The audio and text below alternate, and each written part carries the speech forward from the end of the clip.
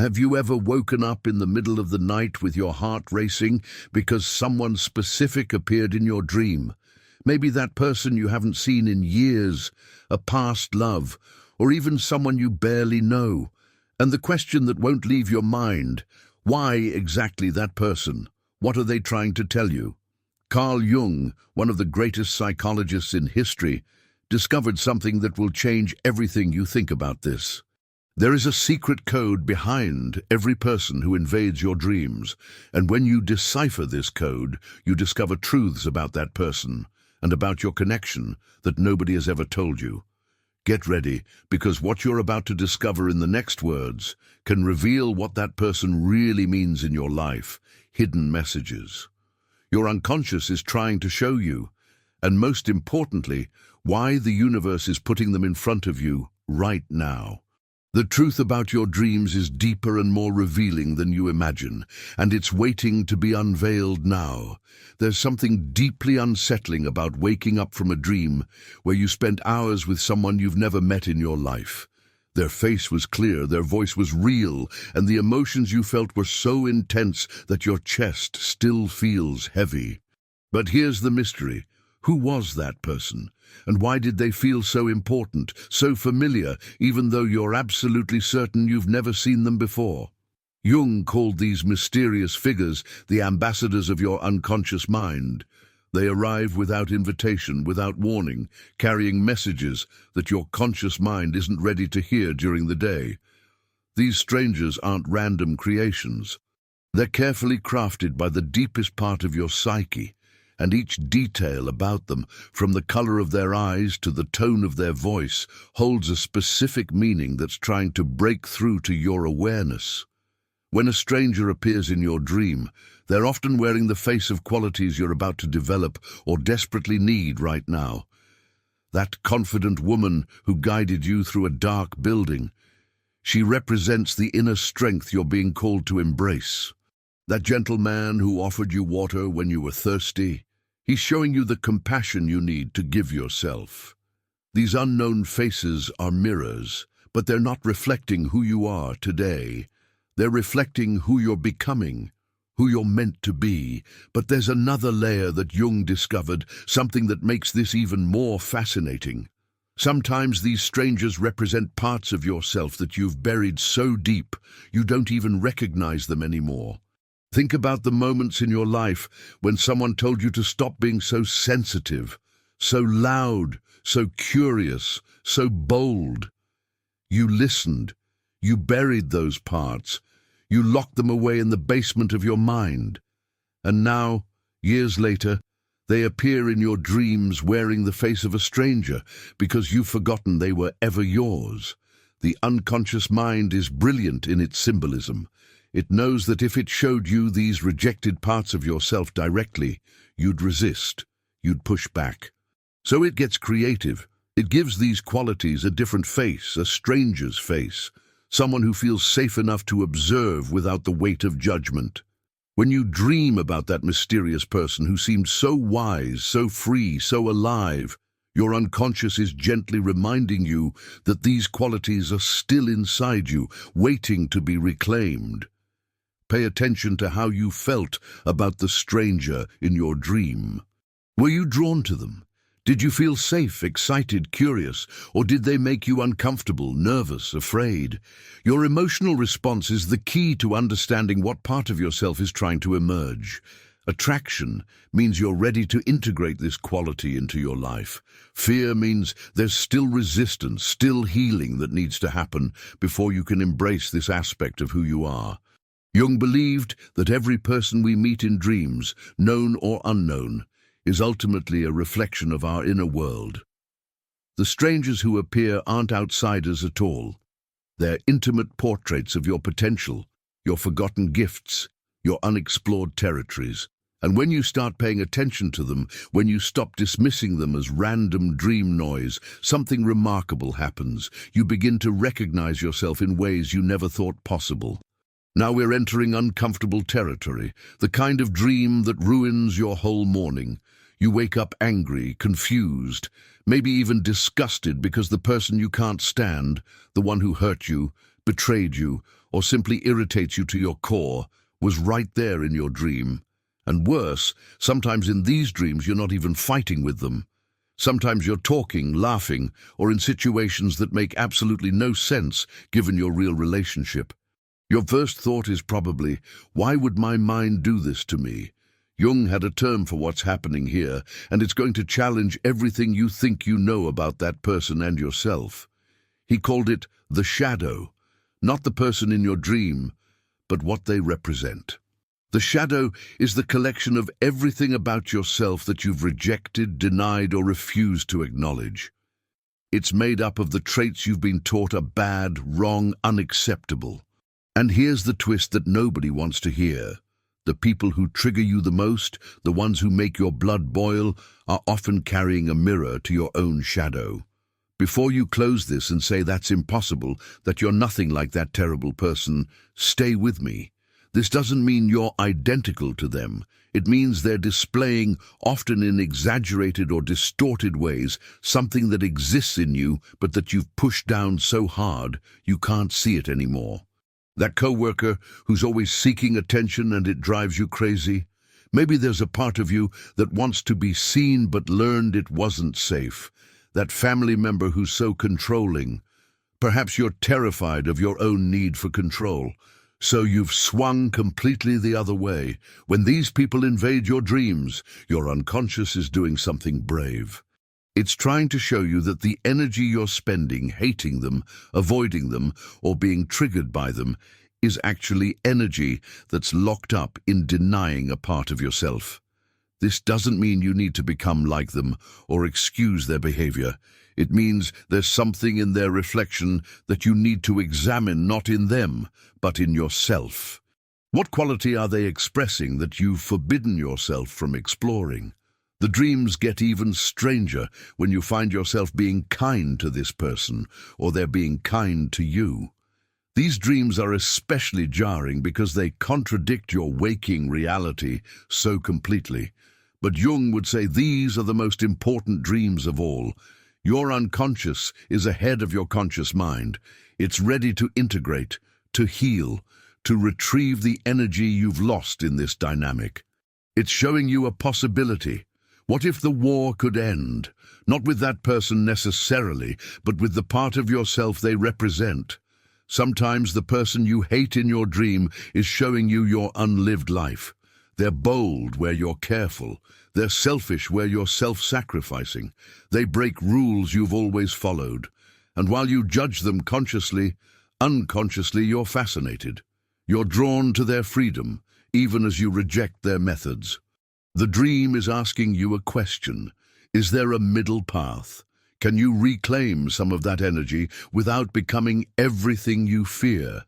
The most powerful work you can do with these dreams is to stop focusing on the actual person and start asking different questions. What trait of theirs bothers me most? When have I displayed this trait even in small ways? What would happen if I allowed myself a tiny bit of what they represent? This isn't about becoming them. It's about becoming whole, about retrieving the parts of yourself you left behind because someone, somewhere, told you they were wrong. Your shadow isn't your enemy. It's the storehouse of your disowned power, and these dreams are your invitation to take it back. By the way, if you're curious to go even deeper and integrate your shadows and light, check out the Sim Method ebook. It's a concise guide that can help you unlock your inner power in just 5 minutes a day. The link is in the first pinned comment below. This is the dream that feels like a gift. You wake up with their scent still in your memory, their touch still on your skin, and your heart so full it might burst. Maybe it's your partner, your child, someone you're falling for, or someone you've loved from a distance for years. The dream felt so real, so perfect, that returning to waking life almost feels like a loss. You carry that warmth with you all day, replaying every moment, wondering if maybe, just maybe, it meant something beyond the boundaries of sleep. But Jung would ask you to look deeper, past the surface sweetness of these dreams.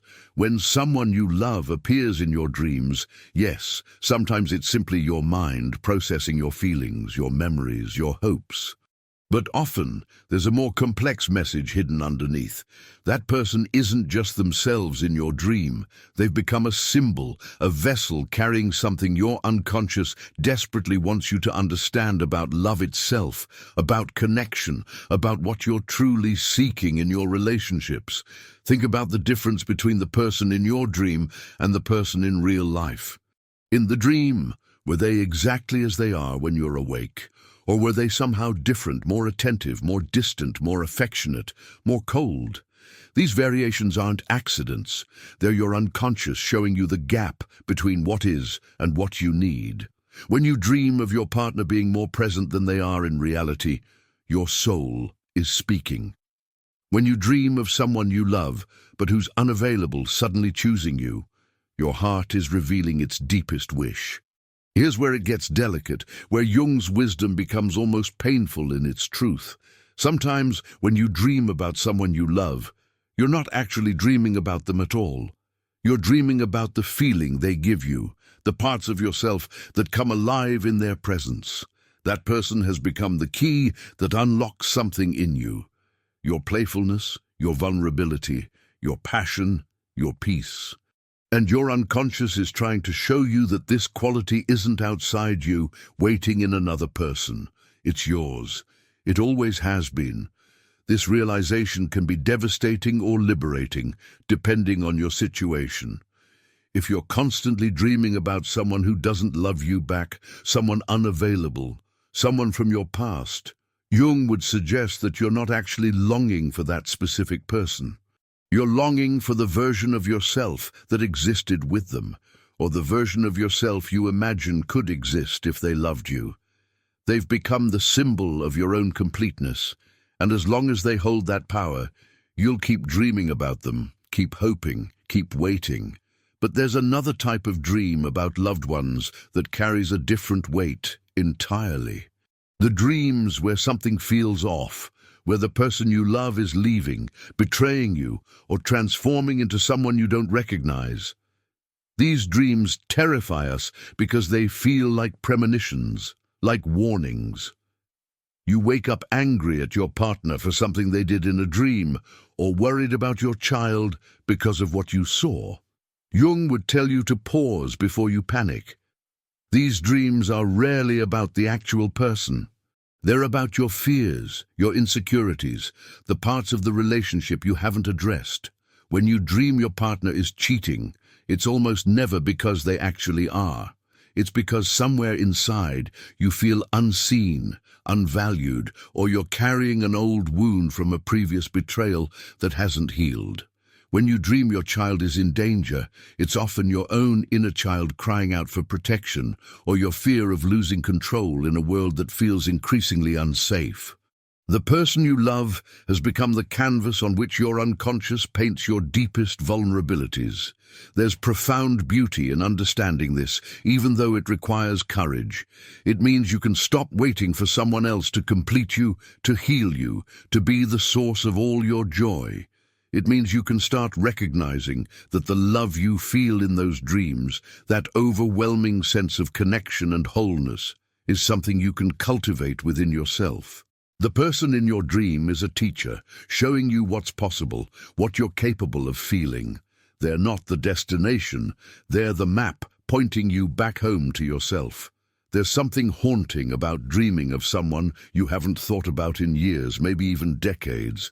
An old friend from childhood, a teacher who changed your life, a first love, a family member you've lost touch with. You wake up and suddenly they're everywhere in your thoughts, and you can't understand why today, why now, why them. You might even find yourself searching for them online, wondering if somehow, mysteriously, they were thinking of you at the exact same moment. The pull feels almost supernatural. Jung understood that time works differently in the unconscious mind. Past, present, and future blur together in that deep inner space where dreams are born. When someone from your past appears in your dream, they're arriving as a messenger from a specific moment in your life, carrying unfinished business that your soul has been patiently waiting for the right moment to address. They represent a chapter that closed but never quite ended, a conversation that stopped mid-sentence, a version of yourself that got left behind when life moved forward. These dreams often come during transitions. You're changing jobs, ending a relationship, moving to a new city, facing a milestone birthday, dealing with loss. Your unconscious knows that to move forward cleanly, you need to look back and retrieve something. Not the actual person, but what they represent from that time in your life. Maybe it's your innocence, your courage, your creativity, your faith in people. Maybe it's a dream you abandoned, a path you didn't take, a choice you've always wondered about. That person from the past is the doorway back to that moment, back to that piece of yourself. Sometimes these dreams feel warm, nostalgic, bittersweet. You're laughing together like no time has passed, doing the things you used to do, and everything feels simple again. Your unconscious is offering you comfort, reminding you of a time when life felt more manageable, when you felt more yourself. This doesn't mean you should try to go backward or recreate the past. It means you need to remember who you were then, before certain wounds, before certain disappointments, before you learned to protect yourself so thoroughly that you lost access to your own joy. Other times, these dreams are uncomfortable or even painful. That friend who betrayed you appears, and you're arguing again, or they're apologizing, or you're trying to explain something they never understood when you were younger. These dreams are your psyche's attempt at resolution. Not with the actual person out there in the world, but with the internal wound that never quite healed. You're still carrying anger, hurt, confusion from that time, and it's weighing on you more than you realize. The dream is an invitation to finally put it down. What makes these dreams particularly powerful is that they often come when you're facing a similar situation in your present life. You dream about a friend who betrayed you right when someone in your current life is showing similar patterns. You dream about a mentor who believed in you when you're doubting yourself now and need to remember your own capabilities. You dream about a past love when your current relationship is asking you to be vulnerable in ways that scare you. The past person is a reference point, a reminder of patterns, lessons, strengths, or wounds that are relevant right now. Jung believed that nothing in the psyche is ever truly lost. Every experience, every relationship, every version of yourself still exists somewhere in the vast library of your unconscious mind. When people from the past appear in dreams, they're books being pulled off the shelf, chapters being reopened because the current story you're living needs information from those earlier pages. Sometimes you need to remember how strong you were. Sometimes you need to finally grieve what you lost. Sometimes you need to forgive yourself for who you were back then, for what you didn't know, for the mistakes you made when you were younger and trying your best. This is the dream that changes everything. You wake up, and for just a moment, you forget they're gone. They were so alive in your dream, so present, so real that your body believed it completely. Then reality crashes back in, and the grief hits you all over again, fresh and sharp as the day you lost them. Or sometimes the opposite happens. You wake up feeling peaceful, held, like you've been given a gift you didn't know you needed. Either way, these dreams stay with you differently than any other. They feel sacred, important, like they mean something beyond what your logical mind can explain. Jung had deep respect for these dreams. He didn't dismiss them as mere memory or wishful thinking. He believed that when someone who has died appears in your dreams, something profound is happening in the deepest layers of your psyche. These dreams come at specific moments, during specific struggles, carrying specific wisdom that only this person, or what they represent to you, can deliver. They arrive when you're at a crossroads, when you're suffering, when you're about to give up, or when you're finally ready to let go. There's a quality to these dreams that feels different from dreaming about the living. Often, the person appears younger, healthier, radiant in a way they maybe never were in life. They might not speak at all, but their presence communicates everything you need to know. Sometimes they offer advice, warnings, or comfort. Sometimes they simply look at you with such love that you feel it in every cell of your body. Other times they appear confused, lost, or they don't seem to recognize you. And these dreams can be deeply disturbing, leaving you worried about their soul, about whether they're at peace. What your unconscious is doing in these dreams is complex and layered. On one level, you're processing grief, which doesn't follow a straight line and never truly ends. It transforms, it softens, but the love and the loss remain intertwined forever. The dreams are part of how your psyche integrates this permanent absence, how it learns to carry this person inside you rather than beside you. Each dream is a conversation between your present self and your memories, between who you are now and who you were with them. But Jung would say there's more happening than grief work. When someone dies, especially someone significant in your life, they become something beyond just a person you loved. They become a symbol of an entire era of your life, of lessons learned, of qualities they embodied, of the role they played in shaping who you are. A mother in a dream might represent nurturing, safety, or perhaps criticism and conditional love. A father might symbolize strength, authority, or absence and disappointment. A friend might embody freedom, youth, or roads not taken. A child, the most painful loss of all, might represent pure potential, innocence, or the future you imagined that can never be. When these symbolic figures appear in dreams, they're often bringing you exactly what you need from what they represented. You dream of your grandmother when you need her particular brand of wisdom or comfort. You dream of your father when you're facing a challenge that requires courage. You dream of your friend when you need to remember how to laugh, how to be spontaneous, how to break the rules you've been following too rigidly. They're not haunting you, they're helping you, offering their essence to support your current journey. The dreams where the deceased person seems troubled or lost deserve special attention. These can be the most unsettling because they feel wrong, like something needs to be fixed. Jung would suggest that these dreams often reflect your own unresolved feelings about the death, about things left unsaid, about guilt or regret you're carrying. The person appears distressed, not because their actual soul is suffering somewhere, but because your relationship with their memory is suffering. There's forgiveness that needs to happen, words that need to be spoken, even if only in your own heart, peace that needs to be made with how things ended or didn't end. Some cultures believe these dreams are actual visits, that the boundary between life and death thins during sleep and real communication happens. Jung didn't dismiss this possibility, but he also knew that whether the dream is a literal visit or a creation of your unconscious mind, the healing that comes from it is equally real. What matters isn't proving where the dream came from. What matters is receiving what it offers: closure, comfort, guidance, or the permission to finally move forward while still holding love for what was. You've learned about strangers, enemies, loved ones, people from the past, and those who have died. But now comes the most important piece, the master key that Jung spent his entire life developing. This is the skill that turns you from someone who has dreams into someone who understands them, who can extract their wisdom and apply it to your waking life. This is where everything comes together, where all those mysterious appearances finally start making sense.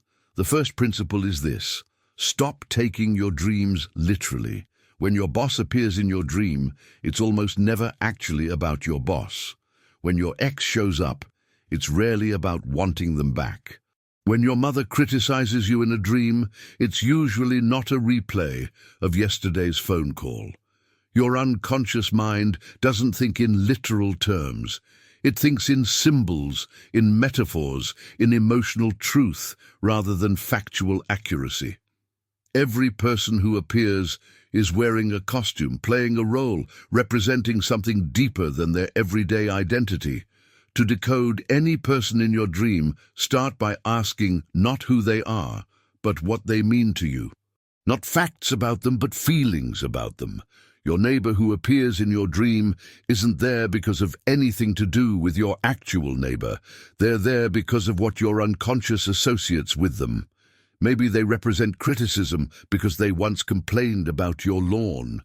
Maybe they represent freedom because they travel constantly. Maybe they represent loneliness because you always see them alone.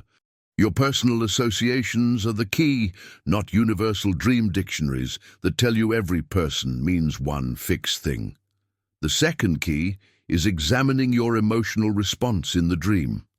Were you afraid, comforted, angry, attracted, confused? Your emotions are the most honest part of the dream, the part that can't lie or hide behind symbols. If you felt safe with someone you logically should fear, your unconscious is trying to show you that what they represent isn't actually threatening. If you felt afraid of someone you love, there's something about intimacy or vulnerability that's triggering your defenses. Follow the feeling, not the logic. Pay attention to what the person was doing in the dream, not just their presence. Were they guiding you, blocking your path, asking you for help, ignoring you, transforming into something else? Actions reveal the dynamic between you and what they symbolize. Someone leading you to a door represents a part of yourself that knows the way forward. Someone standing in your way represents internal resistance or fear. Someone asking for your help might represent a neglected part of yourself that needs attention. The dream is a story, and every character has a purpose in moving that story forward. Here's a powerful technique Jung used: dialogue with the dream figure after you wake up. In your journal or in your mind, invite that person to speak. Ask them why they appeared, what they want you to know, what part of you they represent. Then write or imagine their response without censoring it, letting whatever comes up flow freely. This isn't fantasy or make-believe, it's active imagination, a method of accessing your unconscious wisdom by giving it a voice. You'll be surprised how much clarity can come from having a conversation with a dream character after the dream has ended. Context matters enormously. A person who appears in a dream where you're back in high school carries different meaning than the same person appearing in a dream about your current workplace. The setting, the time period, the other elements of the dream all provide clues about what aspect of your life or psyche is being addressed. Someone from your childhood appearing in a dream set in your childhood home is pointing to early patterns, old wounds, or foundational parts of your personality. That same person appearing in a futuristic setting might represent taking old wisdom into new situations. Watch for recurring visitors. When the same person appears in multiple dreams over time, your unconscious is being persistent about something. It's circling around a theme, an issue, an opportunity for growth that you haven't fully grasped yet. Track these dreams. Look for patterns in when they occur and what's happening in your life at those times. The repetition is a message in itself. This matters. Pay attention. There's something here you need to understand. Remember that every person in your dream, without exception, is ultimately a reflection of you, not in the sense that you're exactly like them, but in the sense that they represent a quality, a fear, a desire, a memory, or a possibility that lives inside your psyche. The crowded dream where dozens of people appear. Those are dozens of different aspects of yourself, different voices, different needs, all trying to be heard at once. The empty dream where you're searching for someone who never appears. That's about a part of yourself you've lost touch with, something missing that you're trying to find. Jung's final wisdom on this is perhaps the most freeing. You don't have to figure out every dream perfectly. The unconscious doesn't demand perfect understanding. It just wants to be witnessed, to be taken seriously, to be given space in your conscious awareness. When someone appears in your dream and you take the time to wonder why, to feel into what they might represent, to consider what message might be emerging, you've already done the most important work. You've opened the door between your conscious and unconscious mind. And that conversation, that relationship, is where true self-knowledge lives and grows. The next time someone appears in your dream, don't rush to forget them with your morning coffee. Pause. Breathe. Ask yourself what hidden part of your soul just tried to speak to you through their face. Jung believed that dreams are letters from our unconscious mind, written in a language we've forgotten how to read. But now you have the key. Every person who visits your dreams is an invitation, a doorway, a mirror reflecting back the parts of yourself that are ready to be seen, healed, or awakened. The real question isn't why they appeared. The real question is, are you brave enough to listen to what they came to tell you?